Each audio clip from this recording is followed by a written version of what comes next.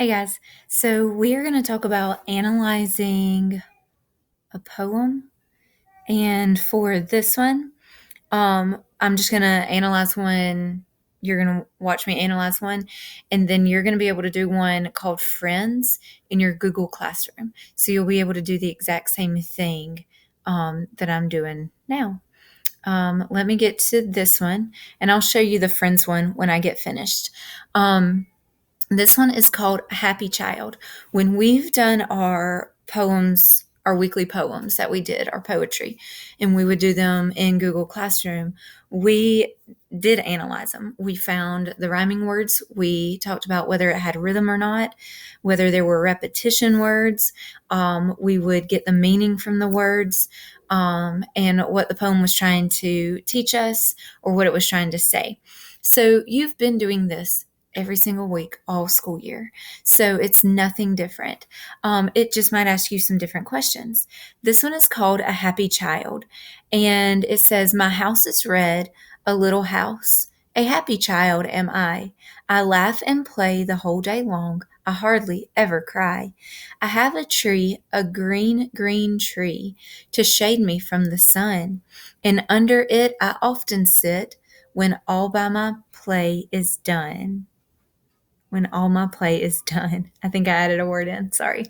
So it says, draw what you visualize. So we've talked about painting pictures in our minds when somebody's reading to you. You don't want to just sit there and just stare at them reading. You want to be thinking about what they're saying. You want to paint that picture like it's a movie going on in your head of the story. So just like with our stories we read, you can do that with poetry too.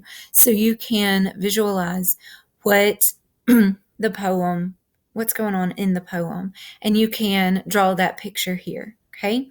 Then it says, answer the questions about the poem.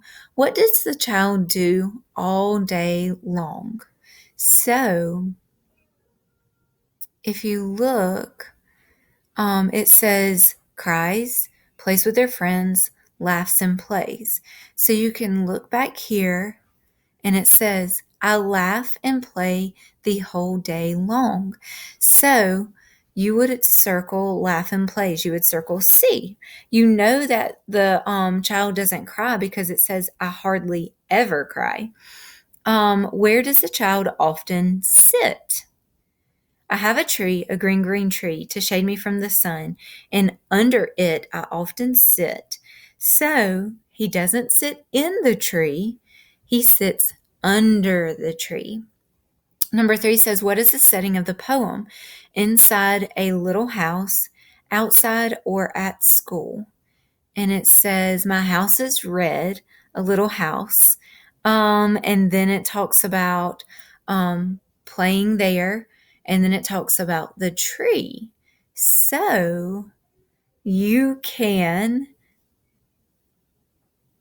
it would be in the setting of the poem, would actually be, I would kind of take either one because it talks about being outside under that tree, but it talks about the little house and laughing and playing the whole day long, and it doesn't say whether they play outside the whole day long or inside the whole day long. So I would take either one for that. The author describes the tree as as a tall, thin tree. Does it say anything about the tall, thin tree? If it does, you would say true, and if it doesn't, you would say false. This one doesn't talk about the tree being thin or tall. It says that it's a green, green tree. So you would circle false. Based on the poem, where do you think you could most often find this child? Playing near the trees, watching TV, or doing chores? And you would want to say playing near the trees because that seems to be one of their favorite places to go. So when you analyze a poem, it's just like when you analyze a story.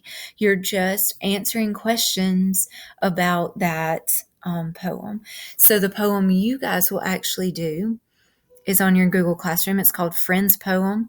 You'll click it, and I will open it, and you will actually read this one, okay? Your parents can help you read it if you need them to.